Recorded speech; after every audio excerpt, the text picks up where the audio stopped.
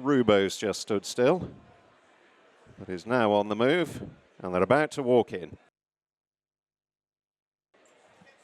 In they come. They're off for the Grade 2 BetMGM Elite Hurdle, and Rubaud jumps out in front under Harry Cobden over Taxamax and the double green, Fore in the cheek pieces, and Hamlet's Knight in the red and white as they progress their way down towards the first. Rubaud then at prohibitive odds as he sets out to complete a hat-trick of wins in this race. Pricks his ears going to the first, has a look and hops over it neatly enough, just ahead of Taxamax, Fore and Hamlet's Knight, closest to Rubaud in the betting, but furthest away from him in the race at the moment. Last of the four as they arrive at the second. Rubaud, prodigious leap there, gave it plenty of daylight over Taxamax and Fore and Hamlet's Knight given a waiting ride by James Owen. Up onto the judge then, with a circuit of the Wincanton hurdles track ahead of them and a longish run before they encounter the first of the four flights over in the back straight. And Rubaud setting a pace that's a little over 30 miles an hour at the moment, striding on by over 2 lengths to Taxamax and Fore and Hamlet's Knight in 4th place. Up past the stables and about to swing right-handed down the far side. Rubaud coaxed into the turn, stalked by Taxamax a half length to Fore and Hamlet's Knight, although last of the four, within 4 lengths of the lead as they get to the first of the hurdles down the back. Rubaud at the third. Again comes up well. Good jump from Fore on the outer. He's just taken a bit of a grip, and Hamlet's Knight has taken hold. And Harry Cobden has just steadied the pace a fraction, but it's allowed the other three to get right up on his tail. Rubaud over Fore Hamlet's Knight and Taxamax, and the quartet covered now by only 2 lengths. They're well beyond the halfway stage. Rubaud jumping slickly there, less so Hamlet's Knight, who left a trailing leg or two. On to the last in the back straight. 3 out. Rubaud, Fore out wide, Hamlet's Knight up the inner, and Taxamax in the double green between them. So Harry Cobden and Rubaud will lead their 3 rivals on the descent. The lengthy gallop now to the second last in the BetMGM Elite Hurdle. Taxamax in the centre, Fore wide, Hamlet's Knight the rail. 3 in a line on the tail of the long odds-on favourite, who on the descent has just upped the ante once again. Rubaud. The other 3 close enough to deliver challenges at this stage. They run the final part of the turn on towards 2 out. Rubaud a little over a length and a half on straightening. Fore the first one to be ridden along in behind. Taxamax just shading second. Hamlet's Knight jostling for a position with Taxamax. They were going for the same bit of daylight. Hamlet's Knight got the better of it in the end and moves up the chase. Rubaud now.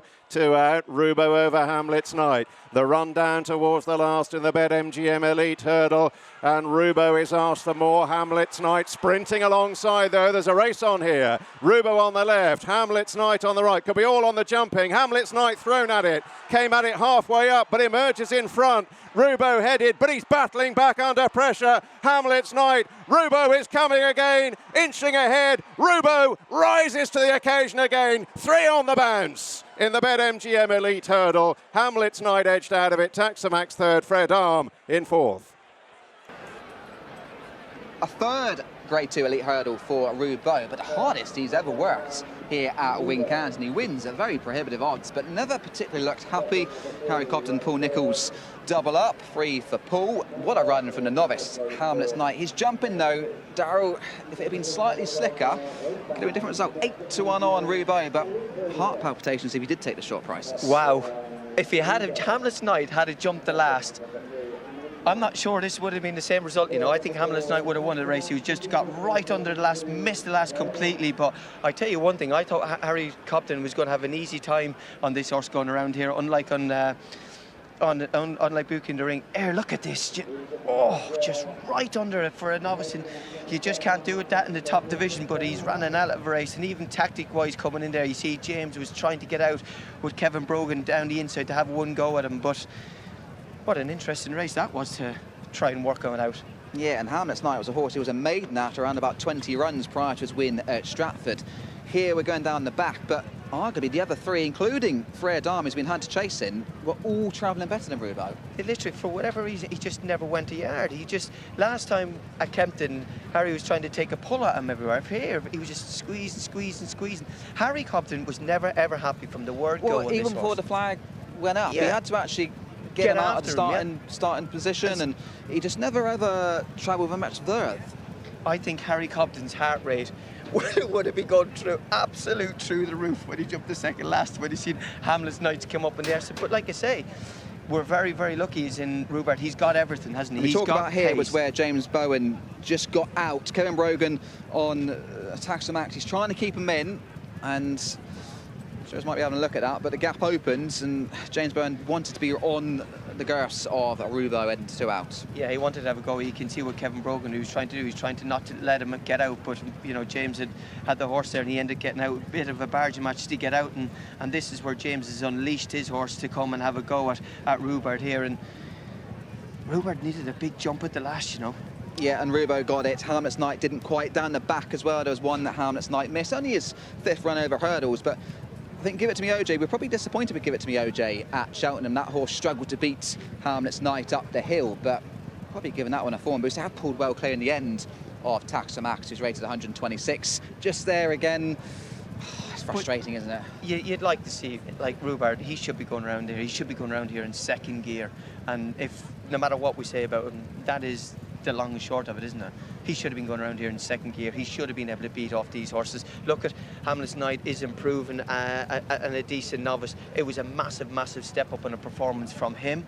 But I think, to be honest with you, I think Rubaud has underperformed here to allow these horses to get anywhere near him. They were the ones, the 3 of the outsiders were the ones that looked like the winners rather than Rubaud. Yeah, and no hood on this occasion for Hamlet's Knight, but he actually settled quite well considering they weren't going that quick, and then it was the 3 outsiders going better than the 8-1 on favourite. But Rubaud, Rachel, you got a little bit nervous if you took the short price, but Harry Cobden has got him home in front. Yeah, you had to sweat it out if you took the 1-8, that is for sure, but he's managed to get away with it. Paul Nicholls and Harry Cobden, another winner on the day, but Hamlet's Knight, could it have been a different story had he had a cleaner jump at the last?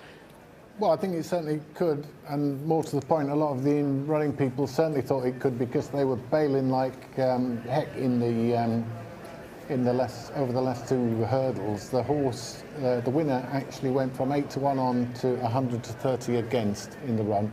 Not difficult to see why. It did look all over for a while, but ultimately those who stuck with it got their meagre winnings. But probably lost a lot in weight, or certainly nerves, or stomach churning whatevers, because that was hard earned, that 8-1 on. Fun to watch though, wasn't it? Small field, really short price favourite, and Rubaud lands another one for Nicholls with 3 under through 5 still to come with the Badger Beers. Feature on the way from Wincanton. Meanwhile, 1-8 and 8-1 the SPs. The winning margin was a neck. 2 Grade 2s for Paul Nicholls here at Wincanton. Treble so far. Rubaud, though, 3rd elite, which is an achievement in itself, Paul, but not quite himself today. No, he had a very hard race the other day at Kempton, and he knew he'd had a race, and it took him a while to get over it, and 3 weeks is not easy. And I just thought today he might be a little bit flat, and we've had a job to freshen him up, but he's probably better off being really fresh and lots of work, so we had to change tact a bit. And I don't think he looked as good in his coat today as he can do, but testament to him, what a tough horse that he can just run below his best and still win. Yeah, he has battled from the last, because that's a nice horse of James Owen's that ran well at Cheltenham last time, and maybe we did disregard that form a little bit. Over fences, Blue King Daru. Couple of mistakes down the back straight, just put him on the back foot a little. Yeah, he's not the biggest in the world, and he's probably finds jumping fences, especially the ditch, is difficult, so he's always a bit behind the bridle and being careful, but he got the job done. He stayed on, needed a big jump when he needed it the last, and he can only keep improving with experience. And the Badger Beards has been a very good race to you, and 3 for under 5, second in the race 2 years ago. He's a class angle in the contest, so to Southern runners, what are your thoughts? Small field suits him, right-handed, so there's a lot of positives. It's just I don't think he's got anything at all in hand with a handicapper, so he has to be right near a career best for him, to be honest, to win, but he'll run well. Well, good luck on that one. Get the 4-timer. Watch live racing now on racingtv.com.